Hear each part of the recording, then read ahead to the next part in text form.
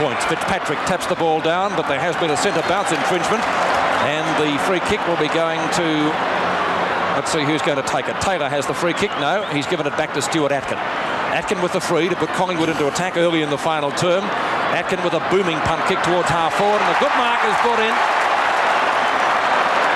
Stewart, 50 metres out from goal, has a chance to kick his second goal. 1 goal, 3, the tally to Stewart so far.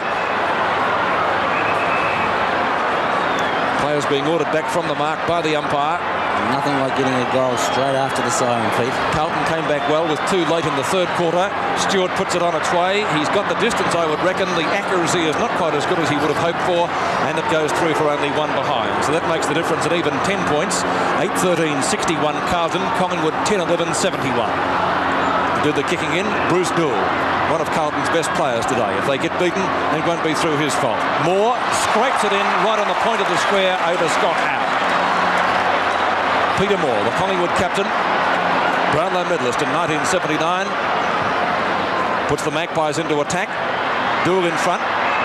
Davis is at the back. There is a nudge out. The free kick will be going to Bruce Doull. He hipped him out, and the flying doormat, as he is affectionately known, to take the free. In the back pocket, in comes Doull around the member stand side. Beautiful punt kick. Moore flies, goes the fist. It's knocked away by Fitzpatrick up towards centre wing. In strongly is Byrne, picked up by McClure, who crashes his way through. McClure redirecting play towards right half forward. Out comes David Mackay. The Blues on the run, off the ground from Lovell. Johnson comes after him, scooped over the line. Oh, that's got to be deliberate. Oh, he says no. I thought the umpire was going to blow the whistle for a free kick there. He changed his mind. Goodness me.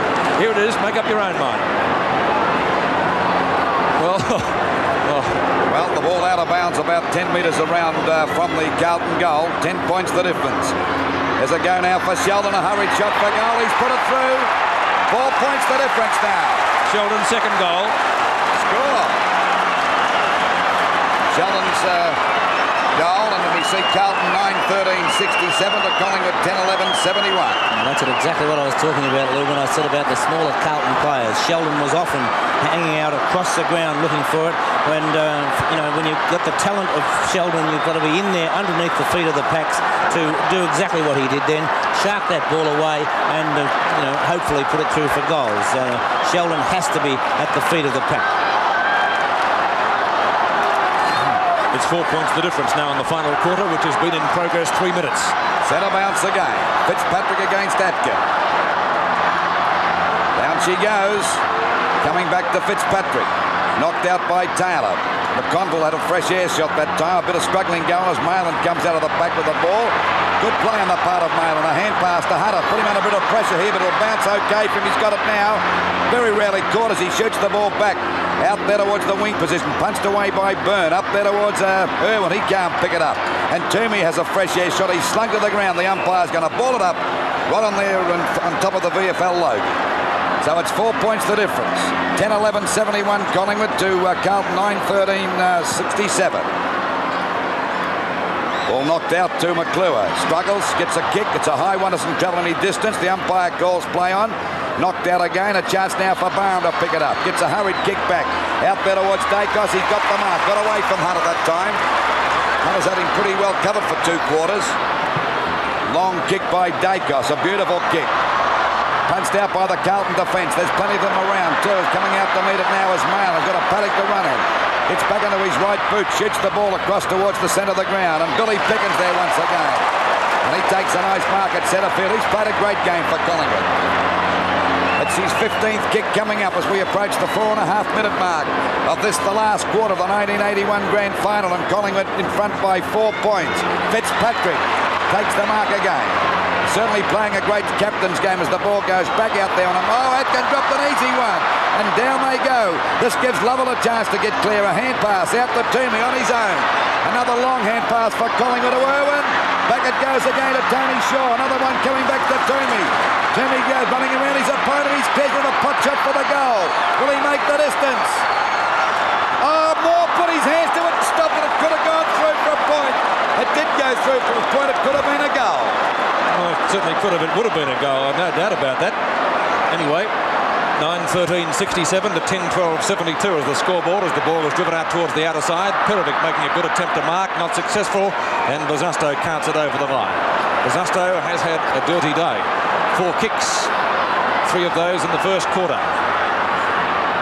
Perovic and Stewart, knocked down by Stewart.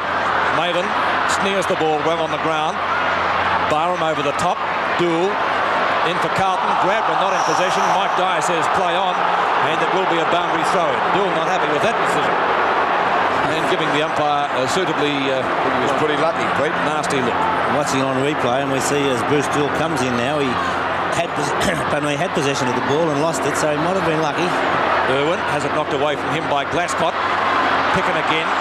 Tackled by Buckley. Did he have the ball? From the umpire, the call was play on. Buckley and Johnston. Johnston gets it out.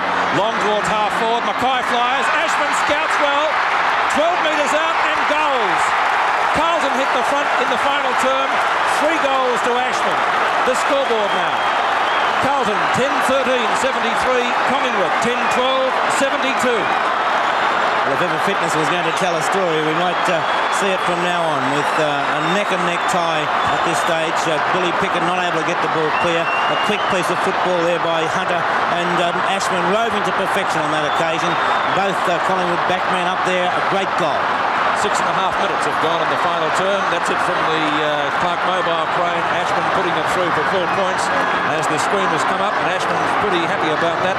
So should Carlton coach David Parker, because it made the difference 1 point. 73-72 now in the grand final of 81. 7 minutes gone. A point the difference in favour of Carlton this time.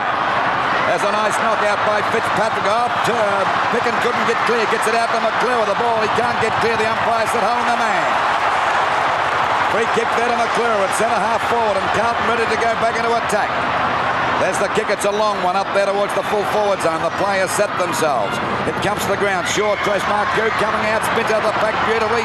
Intercepted by McCormick, but he can't pick it up. They're falling over left and right down there in the forward pocket for Carlton. The umpire is going to ball them about 15 metres out from the Carlton goal. Carlton 73 points to Collingwood 72. About 7 minutes gone of this last quarter. Ball back into play again. Ball fumbled there by quite a few players. Ashman coming out of the pack, snapped for goal, but he's off target and through for 1 point. So it's 2 points the difference. He's starting to be a dangerous player now after being a very quiet player for 3.5 quarters just about. He's got 3 goals, 1 on the board now, Lou, and he would have a little bit more confidence. He's had 9 kicks and is really starting to come into play. Well, have Collingwood thrown another one away. One stage during the third quarter, led by 21 points. Out it goes. Fitzpatrick, he's playing a game and a half to Johnson. A long hand pass down there towards the half-forward line. Bazasto couldn't get it. It's knocked out now. Taylor gets a kick back towards centre field. But there's McConville. They've got their second win. Carlton as the ball goes up towards the full forward position. Umpire's not playing the mark to Mackay. He said play on. As the ball is finally forced out by Buckley. Down there towards the forward pocket on the boundary line. And he's slung over the line with the ball, and the ball is out of bounds. Looked him after me, Pete. It's pretty close, but the umpire not giving any on replay, we'll have a good close look. Well, I don't know. The ball back into play again. Knocked out by Atkin that time, and it goes for the boundary line and out of bounds. Still the score. Carlton in front by 2 points. 10-14-74. But Collingwood 10-12-72. Atkin sets himself for the boundary throw-in, contesting with Mackay. Over the top, McClure. Tony Shaw. Long handball towards the boundary line. That was the correct way to go. And speaking of going, Sheldon did just that, right into the side. Again, the throw-in, this time a little bit further around. It's about 15 metres from the behind post. Mackay in front with Atkin. Neither gets it effectively. Marku can't trap it. Byrne. Handball to Shaw. Marku in there. And over the line again. So they're working it around effectively. Collingwood defence now has it about 35 metres around. Atkin and Mackay. Mackay wins it to Johnston. Johnson with the left foot. High towards the goals, sailing through for a behind, and that could be very valuable later in the quarter. 10-15 to 10-12 is the scoreboard. It's 3 points the difference.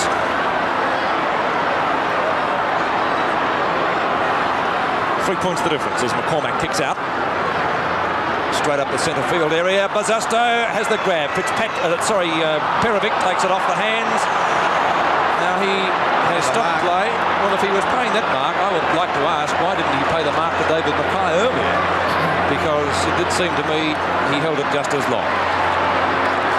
On replay again, we watched, and it was... It must be, that was